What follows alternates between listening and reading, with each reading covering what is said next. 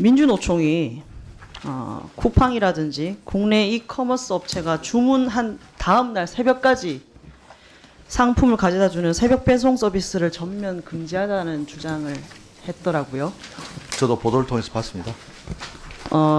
이게 택배 노동자 가로 방지 사회적 대화에서 오전 0시부터 5시까지 심야 배송을 금지하자는 내용으로 이렇게 심야 배송 중단을 요구한 건데 장관님 생각은 어떠십니까? 좀 여러 가지 이해관계가 있는 것 같습니다. 아마 심야 배송이 야간 노동이 노동자 건강권을 해친다는 그런 취지인 것 같은데 또 제 질의의 취지는 뭐 야간 근로를 권장해야 된다. 그러니까 새벽 이거 권장해야 된다는 취지가 아니고요. 네. 그러니까 이게 지금 국토교통부 주관이긴 하지만 고용노동부는 여기에 참여를 하지 않습니까? 기구에? 참여하고 있습니다. 그러면 고용노동부는 어떤 입장을 갖고 계십니까? 새벽 배송을 전면 금지하자는 주장에 대해서 저에게 물으신다면 신중하게 검토해야 된다 봅니다. 소비자 입장도 고려해야 되고 여러 가지 조건도 같이 부처의 입장은 어떻습니까? 아직 그 논의를 부처 내에서 해보지는 않은데 장관의 생각은 그렇습니다. 이게 정당이라든지 이 지금 택배 사회적 대화 기구라는 것이 정부, 정당, 노동계, 택배업계가 참여하는 택배 노동자의 근로 환경과 산업 구조 개선 방안을 논의하는 협의체인데 고용노동부도 명확한 입장이 당연히 있어야겠죠. 이게 네. 근로 환경이랑 다 직결되는 문제니까요. 맞습니다. 물론 국토교통부 주관이긴 하겠지만요. 그리고 이게 연말에 합의안을 내놓을 예정이라고 저도 보도를 통해서 봤습니다. 그럼 그 과정에서 어떤 과정을 거치실 겁니까? 고용노동부에서는? 아까 말씀드렸듯이 연말이면 지금 벌써 내일 모레면 11월입니다. 네. 근데 이게 지금 연말에 이게 만약에 전면 금지 결정이 합의안이 그렇게 도출이 된다 그러면 이거를 강제할 수 있는 어떤 내용들이 있습니까? 사회적 대화를 통해서 연말까지 저는 합의안이 도출되는 걸 목표로 하고 있다고 알고 있고요. 우리 부에서 그 새벽 배송 전면 금지에 대한 어떤 부의 입장을 정하시라면 빠르게 정해서 말씀드리겠습니다. 그리고 지금 고용노동부에서 야간 노동 의학적 검토에 대한 연구 용역 실시하기로 했다고 하던데 네, 국정과제에 이게 언제 들어갑니까? 국정과제로 들어가 있어서 이 택배 노동자 말고 일반적으로 심야 노동에 대해서 규제하는 연구 용역이 들어가 근데 있습니다. 저는 이게 쿠팡을 대변하려고 말씀드리는 게 아니고요, 장관님. 네. 장관님도 아까 전에 여러 이해관계가 다 있고 그런 말씀 주셨잖아요. 네네. 실제로 야간 배송 기사 중에 상당수는 교통이 혼잡이 적고 상대적으로 높은 수입 그리고 낮은 시간 그러니까 낮 시간 활용이 가능하다라는 그런 점에서 새벽 배송을 선호하고 있는 그런 측면도 있지 않습니까? 네, 그리고 자발적으로 선호하고 있는 네, 측면이 그리고 야간 배송이 불가능할 경우 주간 일자를 찾겠다는 응답보다는 다른 야간 일자를 찾겠다는 응답률이 절반 가까이 훌쩍 더 넘습니다. 그래서 그리고 항공노총 측은 또 과도한 제한은 일자리 축소와 수익 감소를 불러올 수 있다면 반대 의견을 저는 제시한 걸로 보도를 통해서 봤는데 이것도 장관님께서 다 알고 계시는 겁니까? 그런 의견이 있다는 걸 알고 있습니다.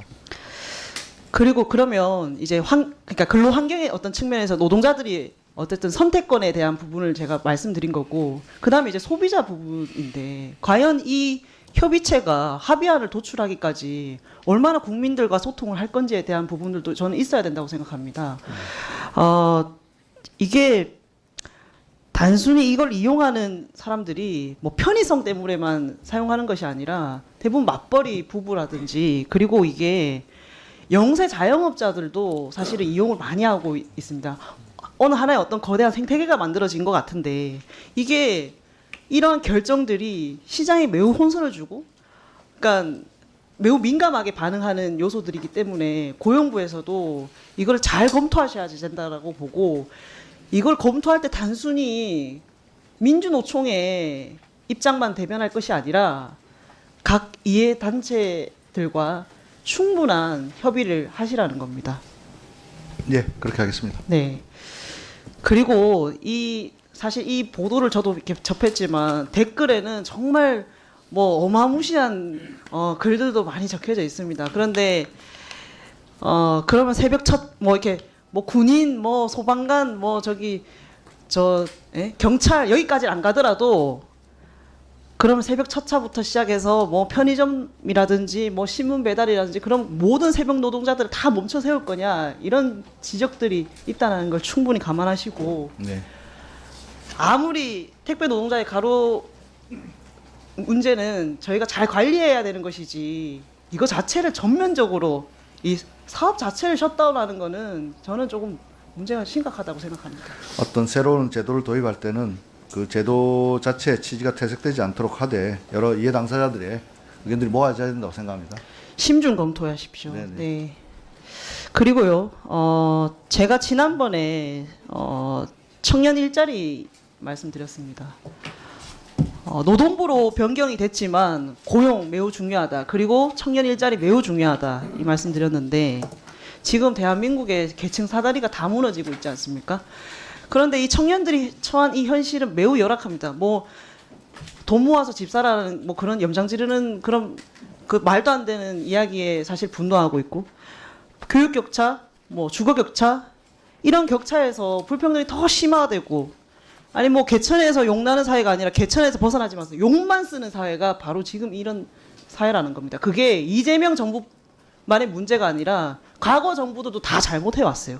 근데 이 문제를 장관께서는 정말 비상한 각오로 바로 잡으셔야 되는데 지난번에 청년 일자리는 장관님이 만드는 것이 아니라 기업이 만든다. 그리고 그래서 충분히 기업이 일자리를 창출할 수 있는 여건을 조성해 줘야 된다. 그 취지에서 청년 일자리 도약 장려금 부분들도 제가 질의를 드렸습니다.